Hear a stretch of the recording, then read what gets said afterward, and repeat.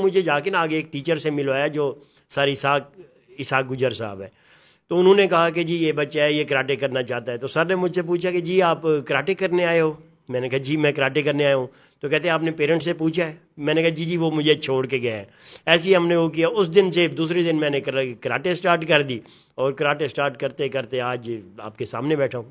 تو یہ کس سال کی بات ہے اور کون سے سٹائل میں آپ نے کراٹے شروع کی؟ سر یہ تقریباً 92 کی بات ہے.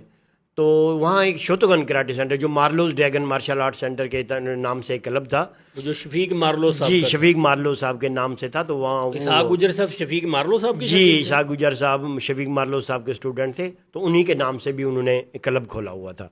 تو وہاں سے ہم نے وہاں کراٹے اسٹارٹ کیا. کتنے اسٹوڈنٹ ہوا کرتے تھے اس وقت آپ کے اس کلب؟ سر اس وقت تو پورے حالانکہ چھوٹا سا شہر تھا لیکن 100-150 کی تعداد ہوتی تھی اس وقت اسٹوڈنٹ. کیونکہ اس وقت نا ایک دھواں ڈرامہ چلا تھا. دھواں ڈرامہ ایک کراٹے کی اس میں تھوڑا کراٹے کا کوئی چیز تھا. تو وہ دھوئیں ڈرامے کی وجہ سے پورا ہی کلبوں میں جتنے بھی کلب تھے وہاں رش لگ گیا. لوگ کراٹے ہمیں بھی کچھ اس طرح کا شوق پیدا ہوا. جی ایکشن مووی میں کمانڈو ٹریننگ تھے. تو وہ لوگ اس سے ہمیں کراٹے کا تھوڑا شوق ہوا.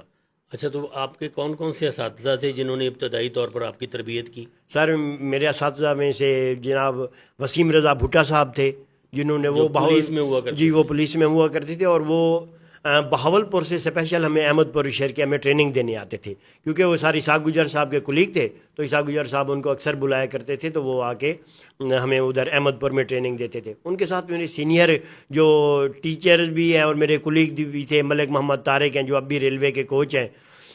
ملک شفیق محمد شفیق اور ارشد نور وغیرہ یہ میرے کلیگ ہیں اور میرے سینئر بھی ہیں جنہوں نے بہت زیادہ گائیڈ کیا. جو ٹیچر ہیں میرے وہ اسحاق گجر صاحب ہیں جن کی بدولت آج میں یہاں بیٹھا ہوں. میں ویورز بتانا چاہوں گا وسیم رضا بھٹا وفات پا چکے ہیں.